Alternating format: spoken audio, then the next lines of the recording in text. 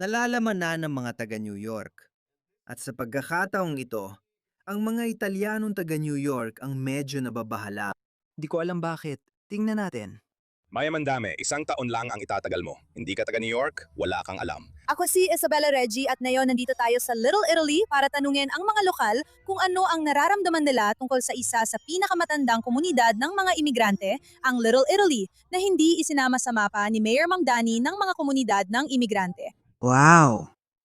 Hindi pa ako nakapunta sa New York. Pero marami na akong napanood na pelikula. Marami akong alam tungkol sa mga Italianong Amerikano. At kahit ako, alam ko ang Little Italy. Maging sa video game, tampok ang Little Italy at Chinatown. Pero si Major Mamdani ay may kinikimkim laban sa mga totoong mabubuting migrante ng New York. Nagtataka ako kung bakit ganoon. Hindi naman. Hindi kita kinikilalang alkalde. Sa tingin ko, nakakahiya ang ginagawa niya. Dapat patas siya sa lahat, pero hindi siya patas sa lahat. Hindi siya patas sa mga Hudyo. At ipinapakita pa niya ito sa lahat. Maraming Hudyo ang bumoto sa kanya. At marami ring woke sa kanila, mga pare. Hindi rin siya patas sa Irish at ngayon, galit na sa mga Italiano. Bakit? Ano bang ginawa namin para kamuhian niya kami? Palagi nila kami isinasantabi. Gets ko na. Sa Little Italy, sila-sila lang ang nag-aayos ng problema nila. At palagi tayong itinatabi. Sa tingin ko, panahon na para maging matatag tayo tungkol dito. Kung hindi, tuluyan tayo makakalimutan. Sinad din yun, mga pare. Alam niyo kung bakit? Kasi mga puting Europeo at imigrante sila. Kung naunawaan mo ang nangyari dito, mahigit 1 siglo na, mula 1,880 hanggang 1,900 at 20 noong dumating ang maraming imigranteng Italiano. Ito ang nagsilbing unang tuntungan ng mga Italiano. Ang pamilya Bari ay dumating dito 120 taon na ang nakalipas mula Sicilia. Sila ay mga imigrante. Bumaba sila sa tinatawag na 5 points. Si Lola ang nagpasimula ng San Gennaro Festival. Yun ang nandun sa taas. Siya si Lola. Siya si Lola. Si Lola mula sa pamilya Bari. Sige, siya ang puso at kaluluwa ng lugar na ito. Kasapi ang lolo ko sa samahan ng San Gennaro na ngayong taon ay 100 taon na. Kaya malaking bagay ito sa akin, Lily. Alam mo, Walang kaliwa o kanan dito. Maganda ang parehong panig ng kalsada. Ang nagpapaspecial sa New York ay ang halo-halong kultura ng mga tao mula sa iba't ibang panig ng mundo na dito naninirahan. Isang pinaghalong, maraming kultura. Mukhang hindi pa rin nila alam na magkakaiba at hindi pantay-pantay ang mga kultura. Magdala ka ng mga Haitian, magdala ka ng mga Pakistani, siguro dong pupuntahan ka nila. At kailangan silang kilalanin para sa mga ambag na dinala nila sa napakagandang bansang ito. Beautiful country. Ano ba talagang mangyari? Tingnan natin. Hindi na kailangang sabihin, nanonood ako ng dokumentaryo tungkol sa Gilded Age. Hindi dahil dito. Nanonood lang talaga ako ng dokumentaryo na yon. At karamihan sa mga skyscrapers sa Chicago at New York ay itinayo ng mga imigrante na ito. Alam mo, madalas silang sabihin na mga imigrante ang nagtayo ng bansang ito. Anong mga imigrante? Mga galing Europa, Italiano, Irish. Sila ang gumawa at nagtayo nun. Hindi yung mga nakahijab o tagagitnang silangan. Sila ang mga taong nagtayo nito. Pero gusto nilang baguhin ang kasaysayan. Sa pagtatanggol ng multikulturalismo, nagtatago sila sa likod ng nakahihigit na mga kulturang kanlurang Europeo. Pero kapag kailangan na silang panindigan, tahimik nila silang binubura. Tingnan mo ito. Chinatown? Chinatown, Guyana Gateway. Koreatown? Koreatown. Little Africa? Little Albania. Little Bangladesh? Little Tibet. Little Caribbean. Little Colombia. Wala pang Little White. Wala pang parang Little White na kulturang puti. Little Ecuador. Little Egypt. Guyana. Haiti. Maynila. Mexico. Mexico. Odessa. Sige, siguro mga Ruso o Ukrainian yon. Little Palestine, syempre. Walang magtatanggal niyan. Little Pakistan, Little Poland. Sige, yan ay puting Europeo. At Little Ukraine. Baka sinadya niyang iwan sila. Sa tingin ko, babalikan niya rin sila. Babalikan niya rin sila. Little Senegal, Little Yemen. Papalitan niya sila ng iba pang kayumangging kultura. Mga pare, hindi niyo naintindihan. Ang mga taong to ay may sinusunod na ideolohiya. May layunin sila. Kinamumuhian nila ang kanluraning sibilisasyon. Dahil dito, buburahin nila lahat ng ambag ng mga kanluraning lipunan o imigranteng mula kanluran. Tatanggalin nila ito kaya sumulat ng liham ang komunidad ng mga Italyano.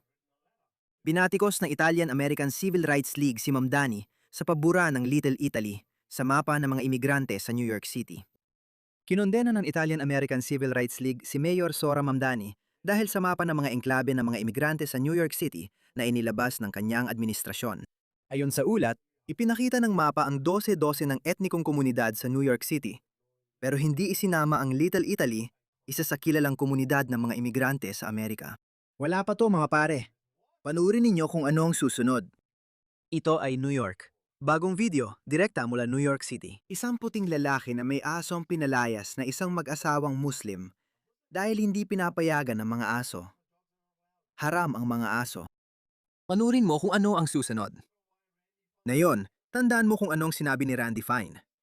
Kung kailangan nating mamili sa pagitan ng grupong iyon ng mga tao at ng ating mga aso, hindi mahirap ang pagpili.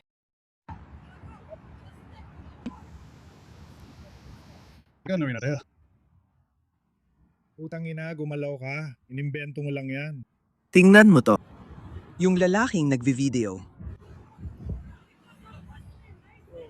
Anong nangyayari ngayon? Zara, di ko alam ang sinasabi niya at di rin niya sinabing seryoso. Ilayo niyo ang aso niyan sa akin, kayong mga putragis. Amerika, anong nangyari? Dati sabi mo, hindi ubro yung kalokohan sa Amerika nung pinapapanood kita ng mga video mula Europa. Ngayon tingnan mo anong nangyayari sa Amerika. Ito ang Amerika. Inaapi ka. Literal kang inaapi ng mga pastol ng kambing.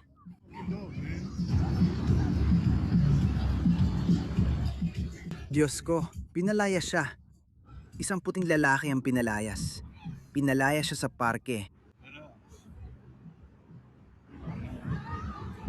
Grabe naman. Ano ba, Amerika? Ano ba? Ano ba, Amerika? May aso rin sila. Itong mag-asawang itim, may aso rin sila. Bakit walang nagtanggol sa kanila? Paalala ko lang, 2% lang kayo. 2% lang ang bilang ninyo. Kawawa naman. Ilayo mo yung aso. Narinig mo siya. Kaya di mo alam ang mangyayari sa'yo. Ganyan ang New York. Panurin si Joey. Tingnan natin kung anong sasabihin ni Joey Manarino. Sa tingin ko, may lahing Italyano siya. Zora Mamdami, bilang isang Italian-American, gusto kong sabihin sa'yo, pwede mong ipasok sa sarili mo ang pinakamatigas na bagay. Alam ko magugustuhan mo yan dahil alam naman nating lahat na may konting lambot ka, ikaw na maliit na duwag. Gayunpaman, ngayon, naglabas si Zoram Mamdami ng isang mapa ng lahat ng mga etnikong kapitbahayan sa New York City na umiiral. Little Africa, Little Albania, Little Bangladesh, kung saan siguro pumupunta ang mga tao para magahasa. Munting masamang Tibet, Little Caribbean, Little Colombia, naayos lang naman sa akin. Little Dominican at Little Ecuador, okay lang naman sa akin. Di ko pa narinig ang mga lugar na yan sa New York, pero mukhang meron. Ayos naman sa akin. Little Egypt, Little Guyana. Hindi dapat ayos lang sa'yo. Mga pare, hindi dapat ayos lang sa inyo. Seryoso, kailangan maging walang awa kayo. Sa tuwing bibigyan nyo sila ng kahit kaunting puwang, may nawawala sa inyo. Dapat maintindihan ng tao na sa matagal na mga lipunan o kultura, kapag may binigay ka sa kahit sino, mabuti man o masama, makatarungan man o hindi, pareho lang. Sa tuwing may ibinibigay ka sa isang tao, galing yon sa sarili mong bulsa. Yan ay isang simpleng katotohanan. Little Haiti, Little India, Little Manila, Little Mexico, Little Odessa, Little Palestine. Totoo yan. Little Pakistan, Little Senegal, Little Ukraine. Sa tingin ko, munting Ukraine talaga ang tawag kay Zelensky sa mga paliguan. Pero kahit paano. Kalma lang bro. Hindi ko maintindihan kung anong problema. Di ko gets problema ng mga woke right activists sa Ukraine o kay Zelensky. Lumalaban naman siya para sa bansa niya, putek. May Little Yemen, pero hindi niya isinama ang Little Italy. Dahil puti ang mga Italiano. Hindi kasama ang mga Italian-American sa Islamo-Marxist ni Zora Mamdami. Puti rin ang mga Ukrainian. Bakit mo binastos ang Ukraine? Seryoso ang sama ng dating. Umalis ka na lang. Kaya kung ipaliwanag ang punto ko kahit wala ka. Pero hindi yon mga pare. Naisip mo na ba kung bakit biglang maraming simbahan sa England, Canada, at ngayon sa New York ang biglang nagiging masunog? Anong nangyayari? Tingnan mo to. Tingnan mo to. Hindi na pwedeng maging mas malinaw pa dyan. May mga hindi kilalang salarin na sumalakay sa isang simbahan gamit ang bumbang apoy sa New York City. Boom! Tingnan mo naman ang kawawang pusang ito! Tingnan mo to. Tingnan mo ang mga taga New York. Oh, si Musi yan. Alam nilang tao nila ang namumuno, kaya walang mangyayari sa kanya. Bumbahin ng simbahan gamit ang bumbang apoy. Isang simbahan, hindi ito away sa, hindi ito personal na galit sa isang taong nakasakit sa kanya o kung ano paman. Isang simbahan. Dalawa, sa totoo lang. Dalawang simbahan sa New York City. Magkaibang simbahan. Pero hulaan mo kung ano? Doon nakaraang linggo lang, may umatake sa isang mosque sa New York City. Nagsulat si Ma'am Dani ng mahabang tweet kahapon habang nagdarasal tuwing Biyernes sa moske ng Muslim Center of New York sa Queens. May isang lalaki na umabot sa kanyang bulsa. O baka inabot lang niya ang bulsa niya. Hindi pa nga natin alam kung ano talaga ang nangyayari. Nakita ng mga sumasambang bagay na parang baril. Kaya nagdunot ito ng takot sa mga Muslim na taga New York na nagtipon para sumamba. Lubos akong nagpapasalamat at nakahinga ng maluwag dahil mabilis na kumilos ang isang empleyado ng MTA, isang driver ng taxi at isang opisyal ng NYPD para matiyak na walang nasaktan. Dapat malayang naisagawa ng mga taga New York ang kanilang relihiyon ng walang takot o pananakot. Tingnan mo ito, 6.5 milyong views. 33,000 likes para saan? May lalaking kumuha ng bagay sa bulsa. Walang pambubomba. Hindi, wala namang seryosong nangyari talaga. Ang hindi niya sinabi sa'yo pagkatapos, siya pala ay isang Muslim. Ang Islam ay gumagawa ng mga bagay na Islamista. At sa totoo lang, hindi sila nagpapigil. Kapag galit sila sa isang tao, wala silang pakialam kung kapwa-Muslim man o mga muske ang pinupuntirya nila. Paulit-ulit na nating nakita yan. Maraming muske ang inatake sa UK. Kalahati sa mga yon, lumalabas kalahati ng mga atake ay galing din sa ibang Muslim. Kaya tingnan mo ito. Mga pare, di nyo alam ang darating sa inyo. Si Sadiq Khan ay winasak ang isa sa pinakamahalagang lungsod sa kanluraning mundo. Marahil ang kabisera ng kanluraning mundo, ang London. Pagkatapos, ilang sandali na lang bago nila targetin ang isa pang malaking lungsod sa kanluran, ang New York City. At tingnan mo, hindi man lang sila nag-abalang i-update ang kanilang playbook. Hindi man lang sila nag-abalang baguhin ang kanilang mga taktika. Isang Muslim? Komunista? Hindi. Isang Muslim na nagpapanggap bilang sosyalistang komunista. Taong pabor sa LGBTQ. At kapag dumating ang panahon, lahat ng mga LGBTQ na tao ay itatapon mula sa mga bubong. Hindi tapat sa layunin ng LGBTQ o sosyalistang komunista ang mga taong ito. Marami ang iniisip na komunista si Ma'am Dani, pero hindi siya komunista. Isa siyang Muslim. At tingnan mo ito. Mahalaga na ituro ang estadistikang ito. Okay. Gaano ka nakatagal nakatira sa New York City? Ito ang mga taong bumuto. Yung mga taong naninirahan sa New York ng mas mababa sa 5 taon, 83% sa kanila ay bumuto kay Ma'am Dani. Kaya ang napakalaking karamihan ng mga botante ay galing sa mga taong naniniraan sa New York ng mas mababa sa 5 taon. At para naman sa mga taong 5 hanggang 10 taon pa lang sa New York, 76% yung mga ipinanganak sa New York, sila ang pinakamaraming bumuto kay Cuomo. 45% ang bumoto kay Cuomo, 34% kay Ma'am Dani. Anong ibig sabihin nito sa'yo? Ipinapakita nito na ang mga tubong New York City ay nawawala na ang kanilang boses. Sige, natalo na sila. Malinaw na natalo sila ng grupong ito. Sino bang mga to? Wala pang 5 taon dito. Mga Muslim, panig sa Palestina, anti-Amerikano. Kaya nga sabi ko, hindi gumagana ang multikulturalismo. Walang awa na deportasyon lang ang tanging paraan. Yun lang.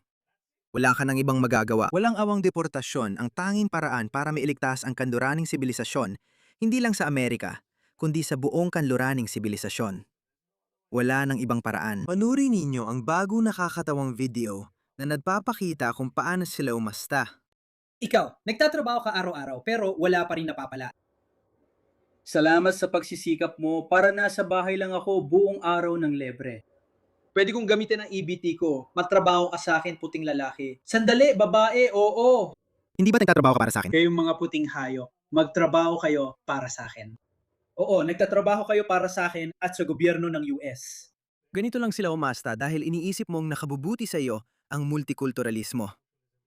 Tignan mo kung paano sila umasta. Kapag nagpasya kang ipa-deport sila, bantayan mo sila. Paalam.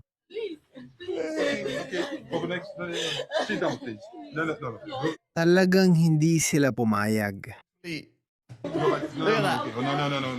Nagkikis sila. Inahalikan nila ang bota ng puting amo. Nagmamakaawang manatili. Pakiusap.